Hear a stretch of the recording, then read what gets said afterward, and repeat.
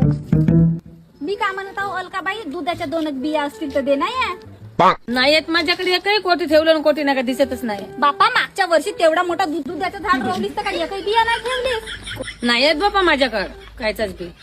तेवढ्यानं झाड लावतेस, बगीचा लावतेस तर का 2 बिया नाही काढून ठेवास का? बाजारातून घेण्यापेक्षा का झाला 2 बिया दिलीस तर राहतोय नको, कुठल्या देऊ मी? बाजारातूनच घ्यायला लागते काका.